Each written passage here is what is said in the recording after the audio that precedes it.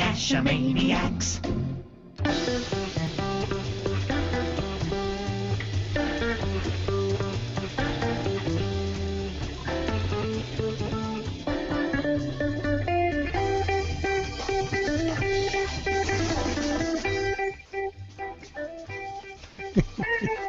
GeoGearHeads. Welcome to episode 169 of the GeoGearHeads, and we're talking tonight with a couple of the hosts from GeoWoodstock 13. And for those of us who might be joining us for the first time, I'm Daryl W4 with my co-host. That's the bad cop over there waving. For those watching the audio version, that's not going to be much. It's so good on audio. Exactly. Also, shaking my head, you can hear the rattle. And we come to you every week with some interesting stuff for the gearhead enthusiast, geocachers, location-based gamers, whatever you're into. We talk a lot about it, and this is what this show is all about. And that was a very bad description, wasn't it, Chris? Actually, not at all, because we cover so many aspects of gear and tech and geocaching that, really, whatever you're into, we've probably talked about it once. Probably. And we love having guests on the show, and tonight we've got, as I mentioned earlier, two of the hosts from GeoWoodstock 13. We have Cooley1103. Brian, welcome to the show. Thank you. And also a well-known cacher of the area who goes by Snert of BG and Snert 101, who's going to go tonight by the name of Dwight. Howdy. I like Snert better than Dwight.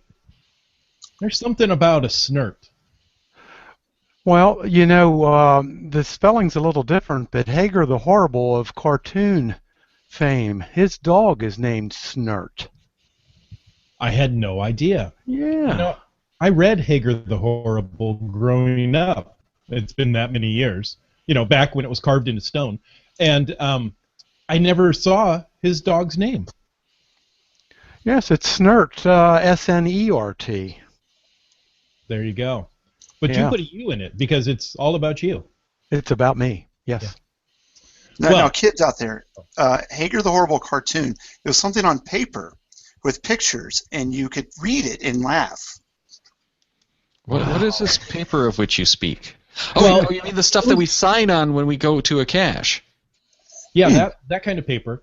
But it was the portable media of the day. And in fact, these cartoons were so rare, they only came out once a week. Correct. Newsprint. So you couldn't download it to the paper like you do your lolcats on your smartphone? It was completely wireless. Oh. Yeah. No batteries needed. It was e-ink before there was e-ink. It was just ink. I mean, it's really amazing what these people thought of. And when you were done with it, you'd use it for other stuff. Yes, and it was 100% recyclable because you always used it for something else. Okay. See, I told you we talk about a little of everything. And a lot of nothing. We do a lot of nothing. Unfortunately, we do a lot of nothing. Now, speaking of nothing, that was it. Let's go on. One of the things that people really like is winning prizes from us. And, who can blame you? We're wonderful people to win prizes from because we get those prizes from even more wonderful people. Am I boosting your ego enough yet, Daryl? Yeah, I think so, but I think more so the donors who this week it was Cash at Night, or not Cash at Night, sorry, coinsandpins.com. Coinsandpins.com, yes. So last week's question was, what was the GC code for the very first Giga event? And as we always do, we like our guests to give the answer. So, Dwight, would you please let us know? Chris, I am just pleased to answer this question. It would have been the Miasan Giga Project Munich 2014 GC 4K089. And the winner of last week's contest, this week's prize, Brian? Well-known Carolina cacher, Dave DeBear, otherwise known as DeBear. DeBear. Yeah, congrats, DeBear. He actually picked North and South Carolina state flag tags. Well, duh. Yeah, I don't have the feeling those are going to stay in his collection, knowing Dave. He's probably going to release those into the wild. So keep an eye. You might be able to find them in a cache near you. It seems odd that he won. I don't know. I don't know if that's a fair contest. We're going to have to look at the rules of this contest again. Yeah, well, here's the thing. I'm wondering if Dave did some voodoo on my Google Doc, on my Google spreadsheet, and rigged it so that he would win. I bet he did it every time anybody searches any Google Doc they came up with the bear. I think so, even though he has no access to that part of the company. That's what he says. Exactly. That's what he says, but he is in there at the Googles. Yes, he is a master of the Googles. Well, we're not talking about the Googles tonight. Tonight we're talking about GeoWoodstock 13, and we're so privileged to have two of the hosts from that upcoming mega and maybe even more event. So guys, thanks for joining us tonight. I want to start off by asking, is there any connotation, any chance of bad luck with the number 13? None whatsoever. Good answer. So I mean, where are you going here, Chris? I mean, recently I was in a building and I was shocked to find they had a 13th floor. Most of the times they skip, they go from 12 to 14, or they have a mezzanine at what would be the 13th floor. So a lot of people consider 13 an unlucky number. That is not my case, but I wanted to make sure and just clear that for anybody who thought, boy, I can't go to this because it's 13. Now they have absolutely no reason not to attend. Well, 13 makes it special. There you go. It does well, and because there's no reason to hold back because it's 13, that might get you guys closer to Giga event status, which is why we actually asked the question, because you are really pushing for the Giga event. So how are you guys coming on that? All right. So as of today, I looked at it a few minutes ago. We are just over 1,900 paid registrations. So we can look at it two different ways. We can look at it will attends, or we can look at it paid registrations. We like to look at the registrations because not only let's just use people for an example. If with Dwight of BJ and Snert, Dwight will buy a registration for himself, but for his wife, for BJ, he'll obviously buy one for her. But on geocaching, he only has one log. So by doing it twice, the two registrations, we get a better count. And versus the will attends, a lot of people post will attends to go anywhere, but when you pay for it, you kind of get a better feel. Got a little skin in the game, right? There you go. Now we also offer free registrations, so please don't think that we're trying to hawk every dime out of you. But we right now have just over 500 free registrations we have on the site, so we're looking at just over 2,400 total registrations now. What does Groundspeak want? Always the next question. They want 5,000 people. So do we absolutely have to get up to 5,000? It'd be great to be a dead set, but I think if we start getting closer, they may consider doing that transition. Well, it'd be the first Giga event on this side of the ocean. First one in America. Wow. That would be something. Now the other part is, so we need to get the registrations now because they'll only award it before Woodstock. So you're not going to be able to get there and be like, okay, we had 5,000 people sign the logs, and then have it come out the other way. So we, if we can get them all to do it now, we can get a little more time to grease some palms over at Groundspeak. And then the other part is a big piece for us is getting them in because we have to do our orders soon. And registration runs through April 26th. However, we got to do our initial sets of orders with our vendors quick. So this way we can actually make a good order, and we can make plans for things. Every time people ask me about it, it's like, why do you need to know all this? Well, my thing I always go back to is porta potties. If you've ever been to an event that doesn't have enough bathrooms, and it gets pretty bad. Mm-hmm. It does. And that's one of those things that people don't think about ahead of time, but if it's a problem, it's a problem. And that's all they'll be talking about. So I agree with you. You gotta know how many people are coming, and the paid registrations are a great way because, like I said, they got skin in the game. They're going to be there for the most part. All right. Now, since this is GearHeads, let's talk about some nerdy stuff. Since my nerdy background with the Army, connectivity in and around sites. So Let's talk about like, your cell phones. A lot of us are cell phone cachers from time to time. So at the actual physical ground zero, connectivity on some services are a little spotty. So like I have Verizon Droid, and mine's in and out, and it stays pretty 4G for a while. I have friends who have Sprint. Theirs stays up pretty good. And then AT&T Xfinity, or not Xfinity, Singular, I think. Mm-hmm. Theirs stays up pretty good. Now, just things to think about. This is not a major metropolitan area. So towers will get overburdened if we have a bunch of people doing it. So this goes right back to what we talked about on our last show, which is if you're going to any of these events of any size, this is a venue that does obviously have some connectivity, but it's already spotty. And once we try putting hopefully more than 5,000 geocachers in there, it's going to get really tough to get a connection. You'll get one, but your download speeds is going to it'll drop significantly.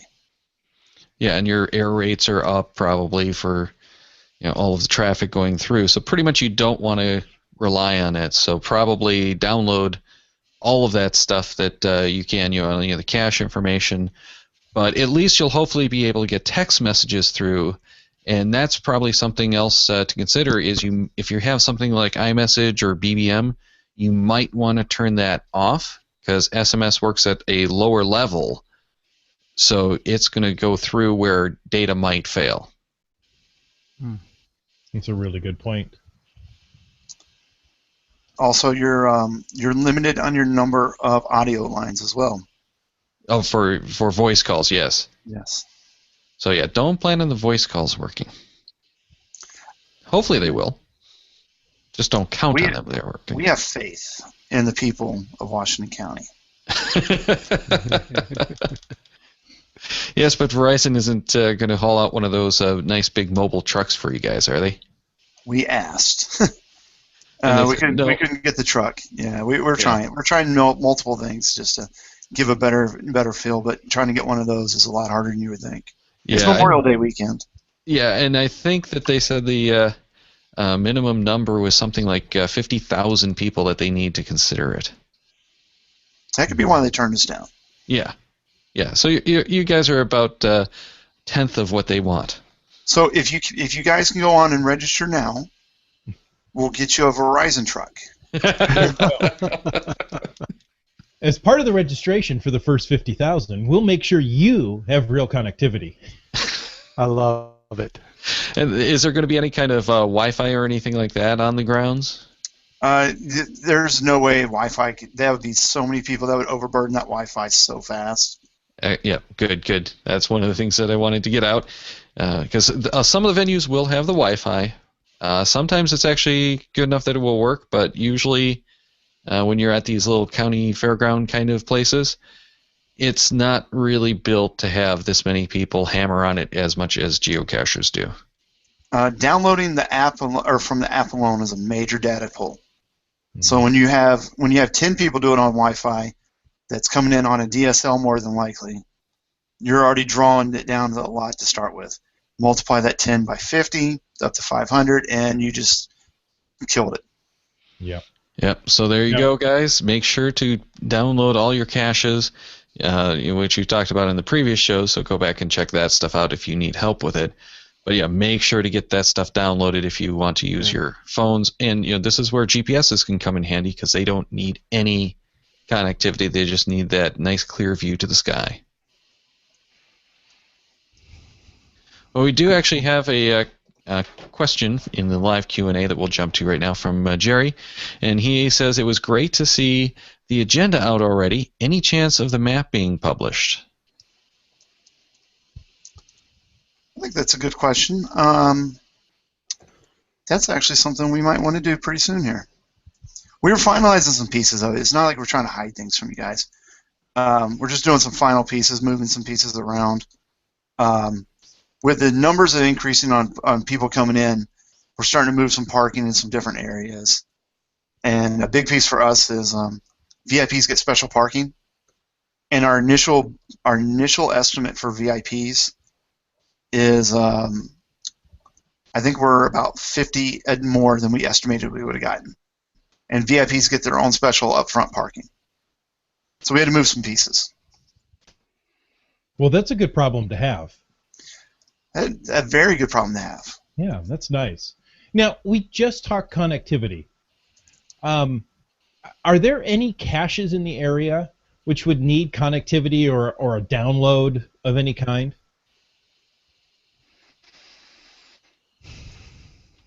I'll let Dwight. Dwight actually knows the area very well. He's one of the local cachers in there. I'll let him speak about these. None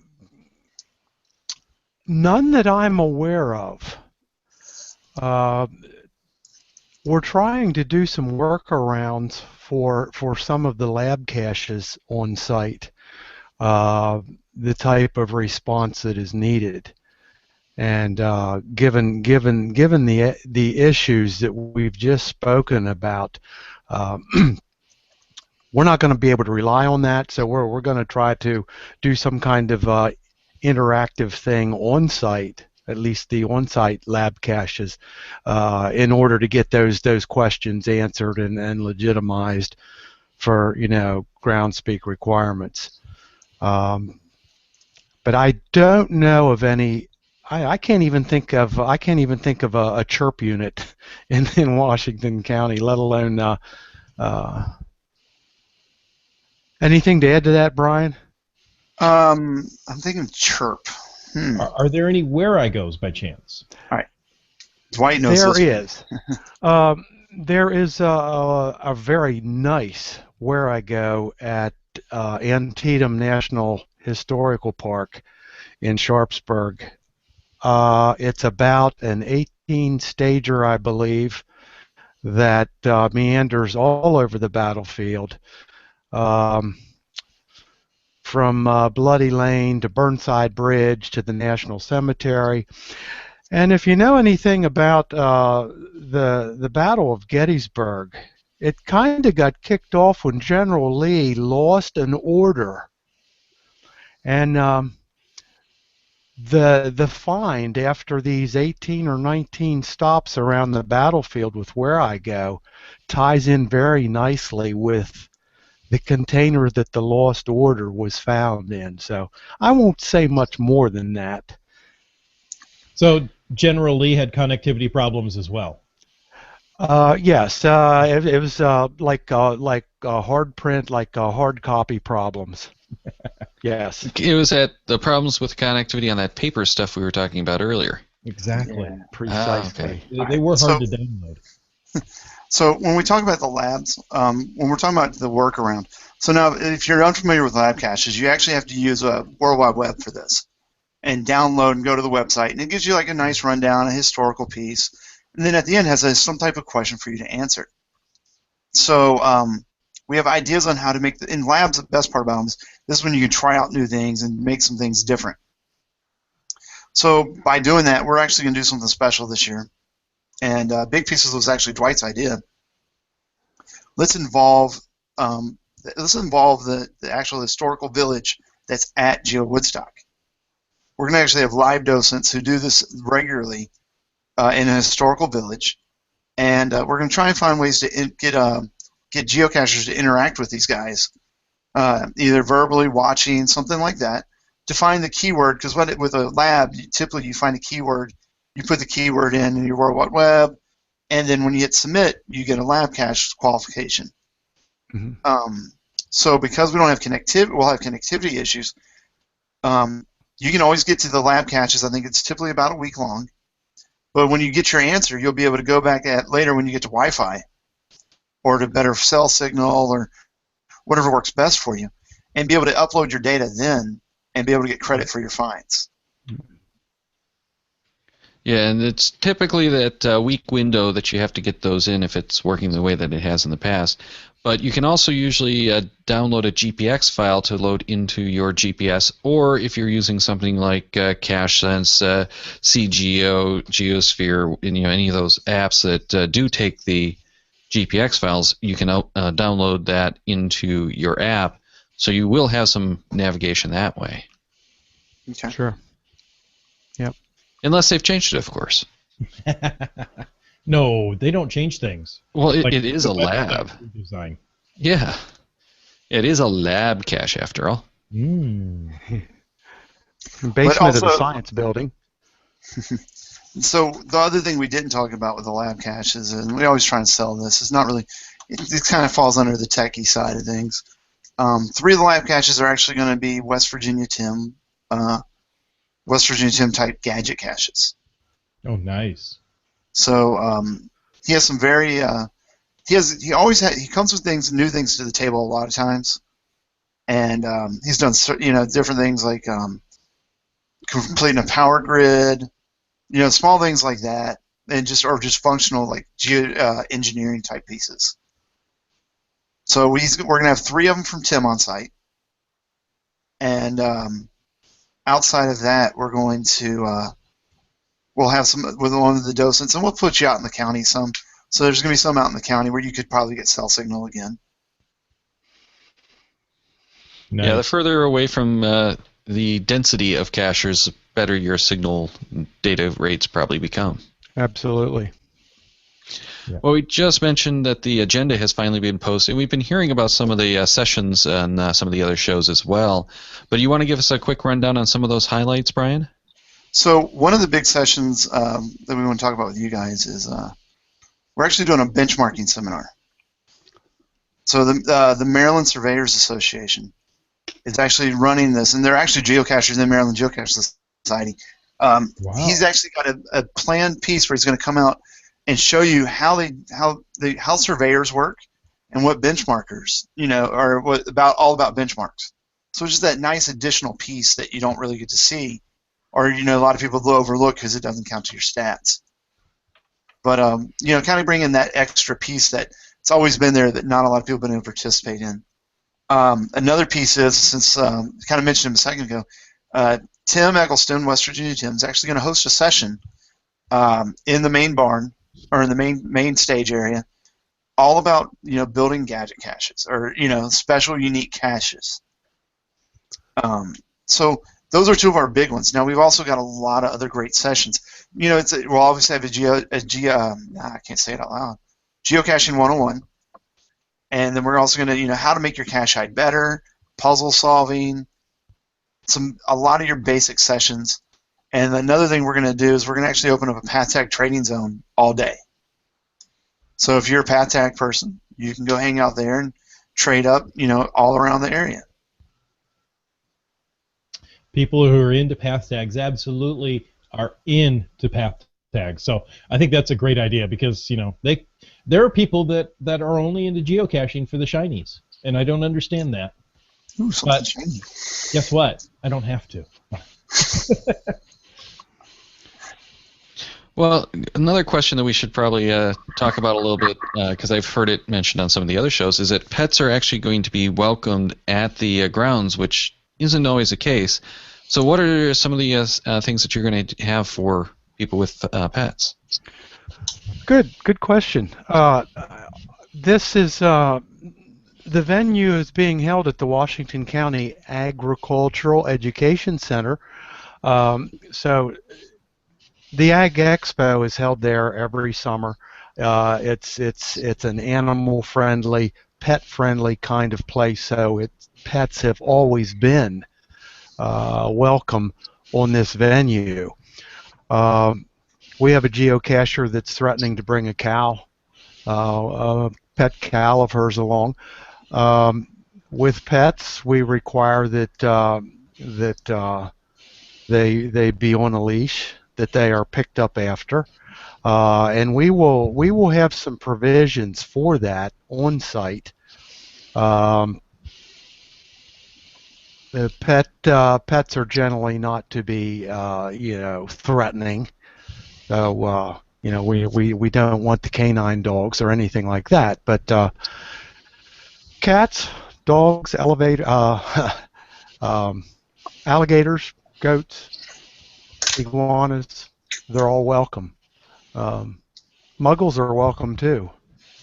As long as they're on a leash. Yes. That's correct, and they're not threatening. So it's basically any non-geocachers are welcome. Just pick up after their droppings and make sure they're on a leash. That narrows it down. That narrows it down. It's Fair kind of enough. a veto then. Oh, No? Maybe not. Now, you guys mentioned briefly some of the history that's in the area. Can you go into that a little more detail? What type of history are we looking at here? sure.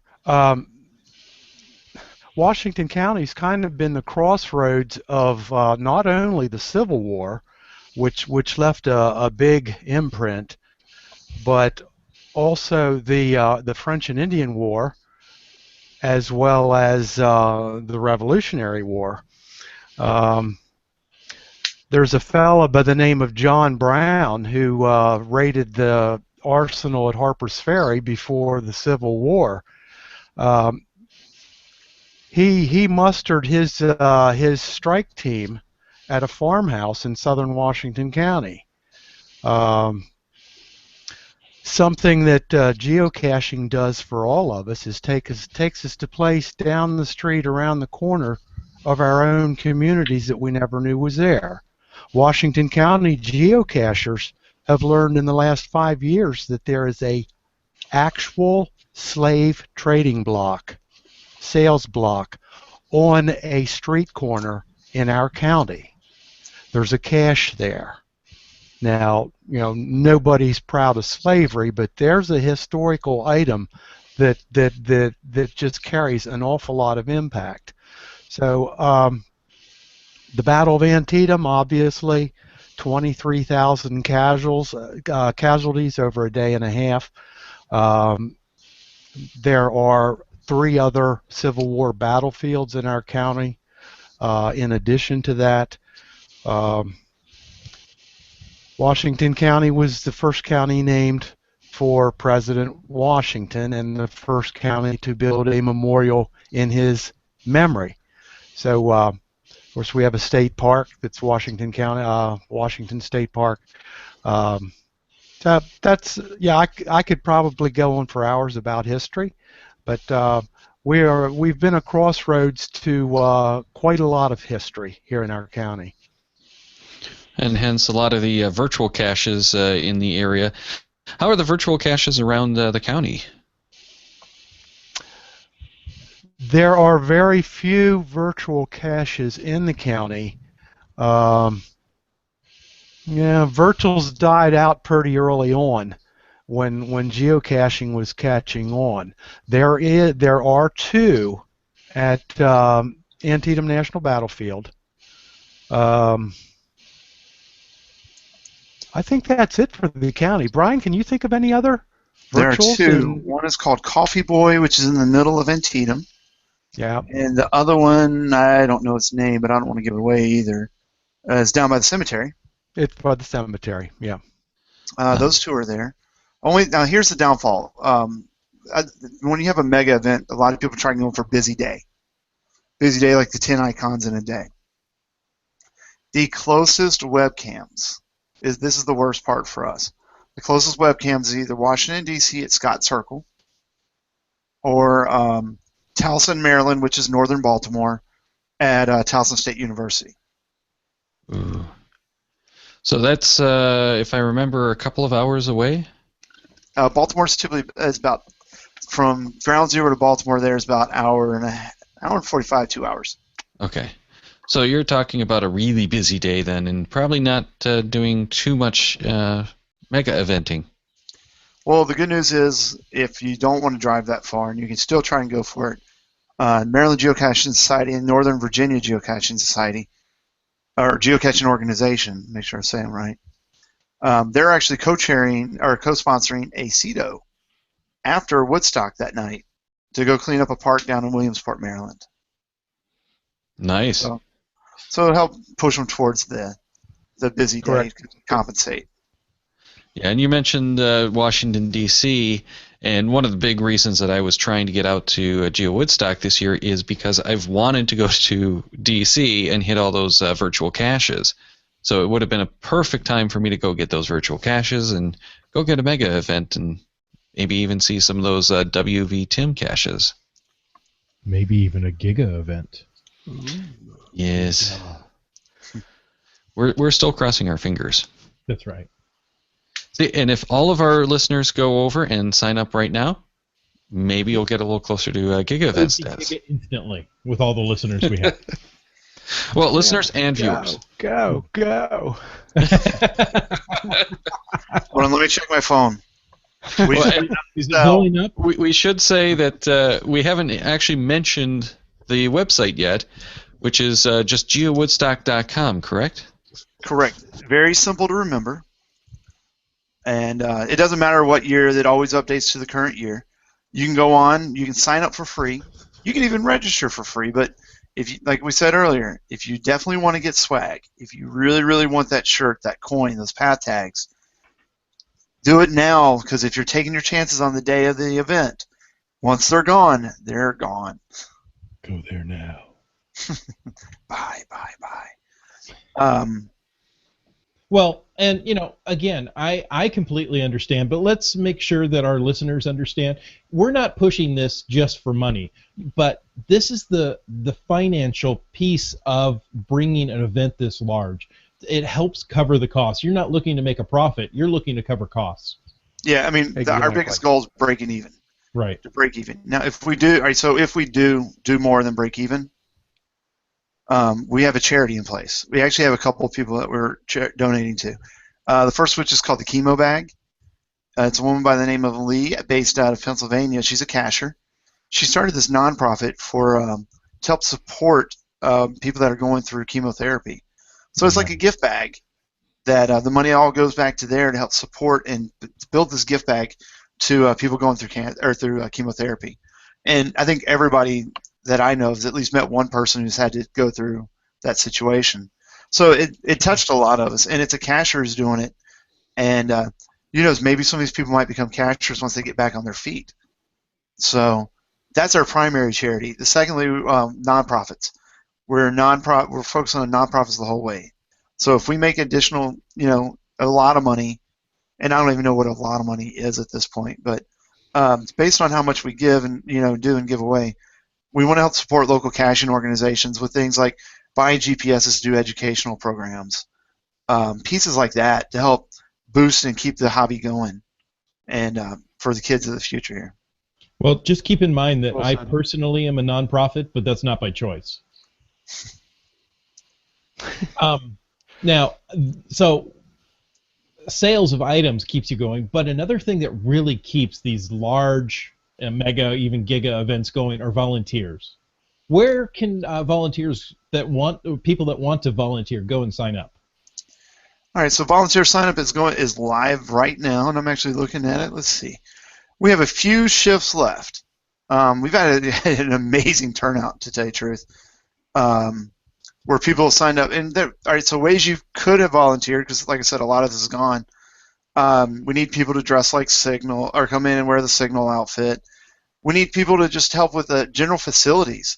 If you're good with your hands, if you want to come in and just, you like picking up heavy stuff, come in and help us out. Or just, honestly, just trash. It help move trash around. Garbage cans do fill up when you have a lot of people. So there's a lot of opportunities, and I'm looking through the list now. Let's see, I saw some facilities, somebody in parking, just to help people get in, to make it safe for everybody. We need people in travel bugs. We have a travel bugs tent that'll sort them out, and it's a one-for-one swap. So you bring your travel bugs from, say if you were to come from Detroit, Michigan. Not saying you should come or anything, but registration is open, Daryl. Trust me, I want to. But I actually have other plans that weekend now. So we have these spots open where you can come volunteer and spend some time and support the grant or the overall piece that we need, which is to make this better for everybody. I mean, we'd love to be able to do everything ourselves, but we can't. There's so many places and so many things going on that we are tied down and just doing different things. So wait a minute. You said in the beginning that there's a Signal outfit. You mean it's not really Signal? This is like telling me there's no Santa Claus. I'm sorry, Chris. Well, no, it's kind of like Dread Pirate Roberts. The real Signal okay. has retired. Oh, okay. So he's looking for new signals to take his place. So this is like the signal tryout. Whew. Oh, Right. good. Okay, now I feel better. Yeah. One We of the sign things that up we had, surrogates.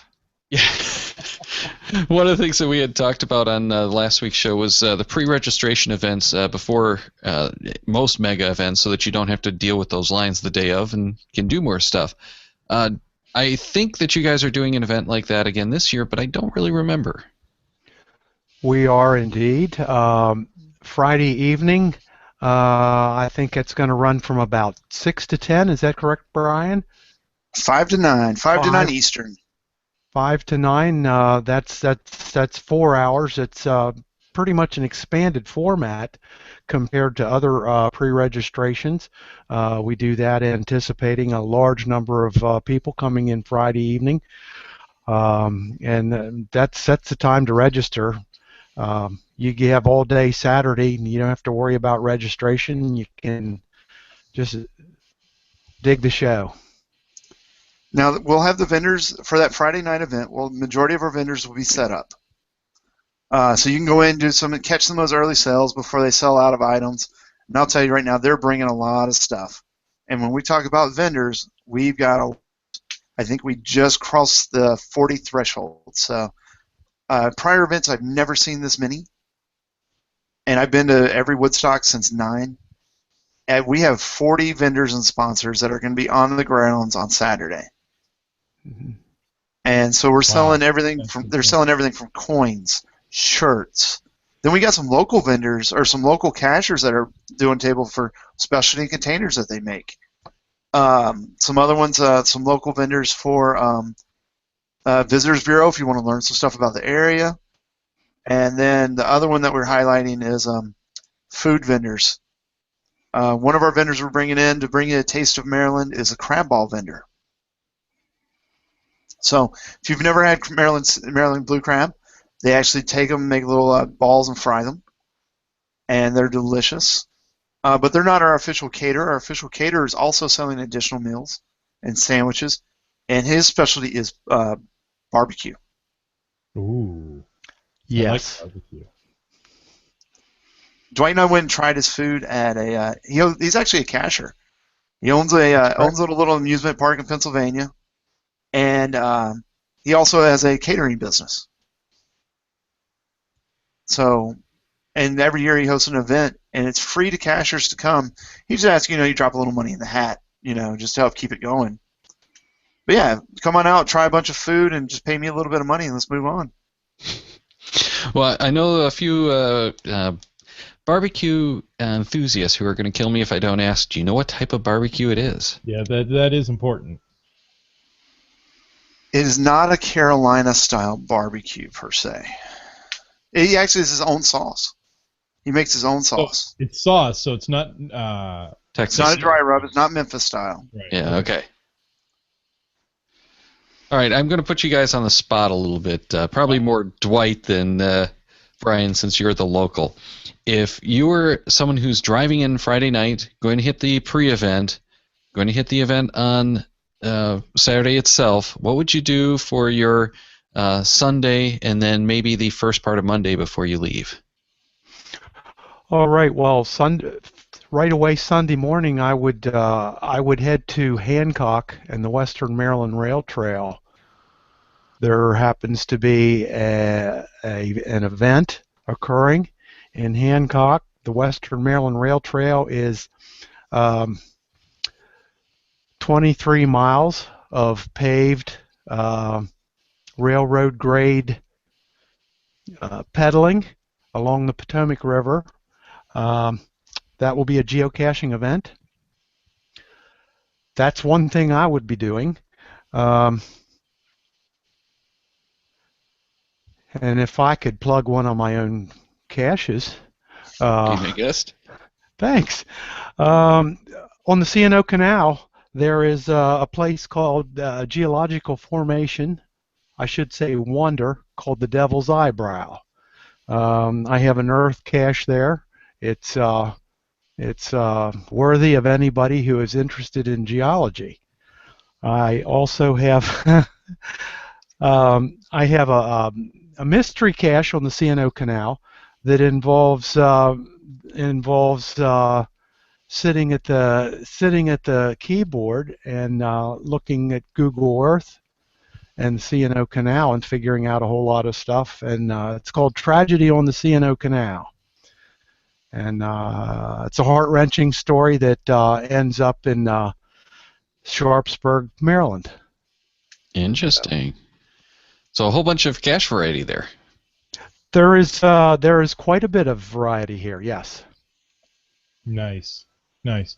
Now, I don't think you two, unless you've had no sleep for months, are the only ones putting this together. I'm thinking you've had help.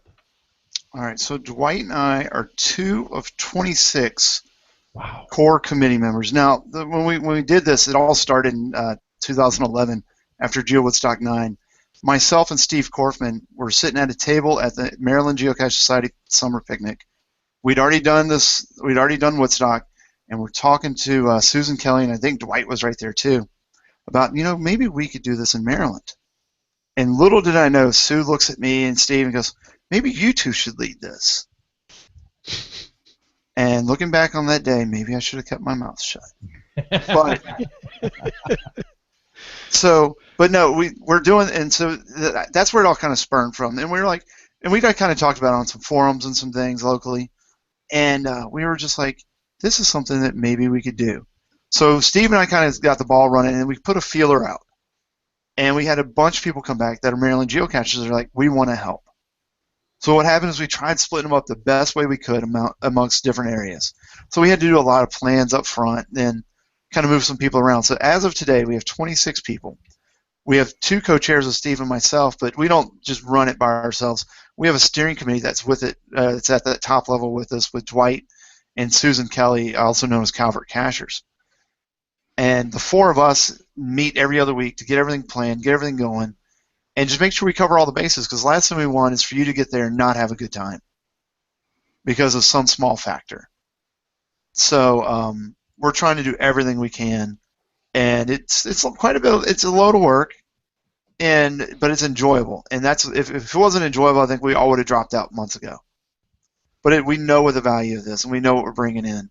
So honestly, the 4 of us, we're doing the best we can.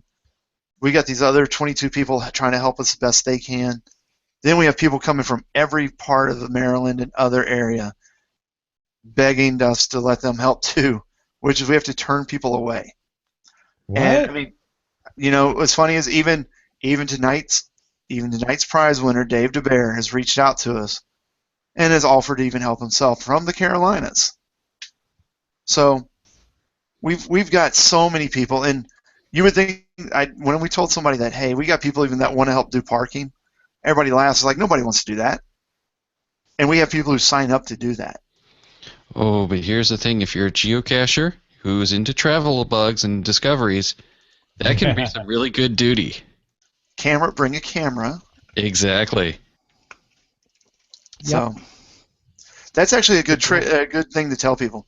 When you're going to these mega events, bring a camera, because you're going to spend, if you're really wanting to discover travel bugs, bring the camera with you, take the pictures, take it back later, put it on your computer, and then take down the numbers. Because you're only going to do when you're writing down all these numbers is just hold up that person that you're trying to get the number off of, or you're going to kill a lot of your own personal time that you could be using finding more travel bugs. Yeah, and one of the great tools that most people discover by doing that is the Project-GC discovery engine that will let you put in just that huge list of travel bugs, and it spits out anything that came up with errors. So great tools to do for those discoveries. Absolutely. Well, is there anything that we should get out of you guys before we say goodbye? All right, so in the list of thank yous, we always have this list, and you can't go away without thanking people. The Maryland Geocache Society has been behind us 110% from the beginning. They helped give us some seed money to get us going just so we can get some pieces started. We'd like to thank all of our sponsors. There's a whole list of them. Check them out on GeoWoodstock.com. And then the other part is, hey, thank you to you guys who are helping promote this. To help us, we want to go Giga as well. So it'd be great if y'all could join on too, or if y'all could show up and enjoy it. That's what we want to have happen. Yep, that's a personal invitation, and thank you too for putting up with us. Well, you actually had to put up with us. That's what very well. Is the thing. Well, we'll put up with them for one show. So we don't get a lot of return guests. I'm just saying. No, that's not what I'm saying. Gentlemen, it's been a true honor. Thank you for taking the time to talk to us about GeoWoodstock 13. If it goes Giga, that is going to be the event of the year. Well, and the first Giga in the U.S. So it could be the event that changes the way events are. Well, we'll go even further than that. It's the first Giga event in the Americas, both North and South. Oh, that gets a whole hemisphere involved. There we go. I'm not trying to be greedy, but But half the world isn't bad. Yeah, and we do have one last comment from Steven in the live Q&A who says, "All hail Snert." Thank you, Steven. Steven actually is our co-chair. He just couldn't get in time for tonight's meeting. Anything bad you want to say about him? He's not here. He's listening. He's listening. Which we go absolutely not. After Steven's a workhorse. Okay. Well, good. I am the bad cop, and I have to live up to that reputation. Well, gentlemen, thank you again. Thank you. It's time at the end of the show where we like to tell you what's coming up next. Now, next week is April 2nd. It's the day after April Fool's Day, and we like to talk foolishness or foolish cachers. So send in your caching stories. Go ahead. We'll laugh with you, not necessarily at you, for one show. The rest of the shows, we're going to laugh at you. But this show, we're going to talk about foolish cachers. April 9th, we have Puzzler 26 to talk more puzzles, because puzzles are a great thing. April 16th is mass transit caching. This is going to be a good show. Learn how to use mass transit for your caching adventures. April 23rd, kayaking. That's another thing I've been wanting to get into, so this is a show I'm going to listen to. Finally, April 30th, we're doing Randomize 33. Wow, I can't believe we've done that many shows, Daryl. Which, the 174 or the 33 randomized shows? 33 randomize. On April 30th. Something doesn't seem right there. It should be April 33rd. Yes, exactly. But there's one more date I want to point out.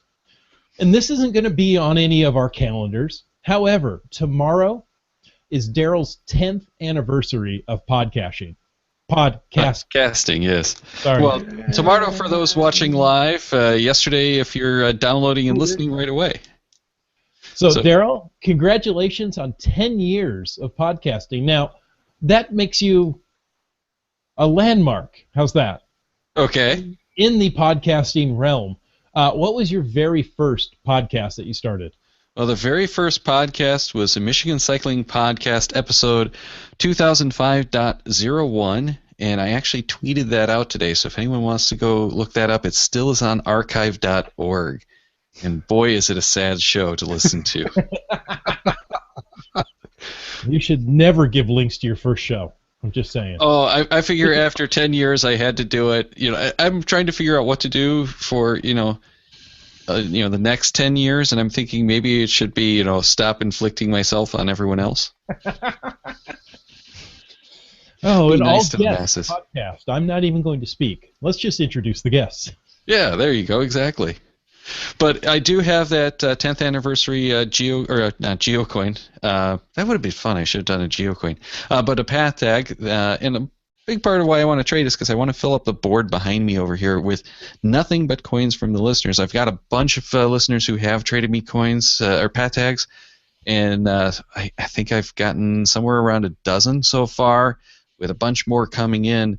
I do have a bunch more of these path tags to trade. So if you are interested, I want to make sure that these go out to just the listeners and viewers first. So please, if you have a path tag that you want to trade, email me at GeoGearHeads actually, better yet, just email me at DarrylW4, and that's DarrylW and the number 4 at CashManiacs.com, and I'll have the link in the show notes too. And let me know how many path tags you have that you want to trade for 1 or 2 or 3, whatever, of my 10th anniversary path tags, and hopefully you will actually see your path tag up here in this cool little thing behind me, which, if you're on audio, you can't hear. You can't hear things sitting behind you, but you could maybe hear the glow-in-the-dark ones. Well, I was thinking, unless you drop them, you're not going to hear path tags. Yeah, then that's, they're all over the place. You hear them as they roll and clank, and anyway. But, we've got another prize from coinsandpins.com for one of you who can submit the right answer for question 170 to GeoGearHeads at CashManiacs.com by 9 p.m. Eastern, 6 p.m. Pacific on April 1st. In the body, include your geocaching.com screen name with the titles of the 4 new menu titles to the right of the geocaching logo on the redesigned geocaching.com. We just mentioned that a little earlier they did a redesign on, it's a little bit different, so you might have to go and visit. Make sure that email has the title Question 170, and it is addressed to GeoGearHeads at CashManiacs.com to have your name entered into the drawing for that prize from coinsandpins.com. And gentlemen, I know you're very busy, but you can enter that contest as well. Nice. Yeah. Thank you.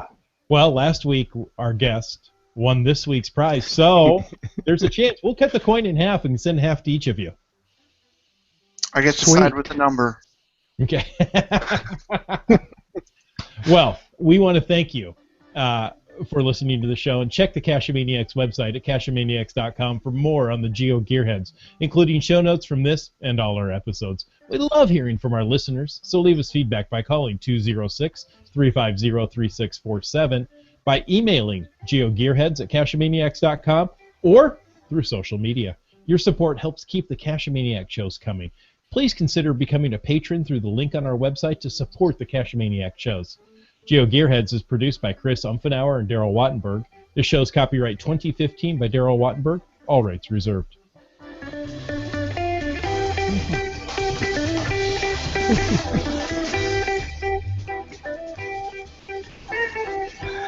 That's really Cachemania.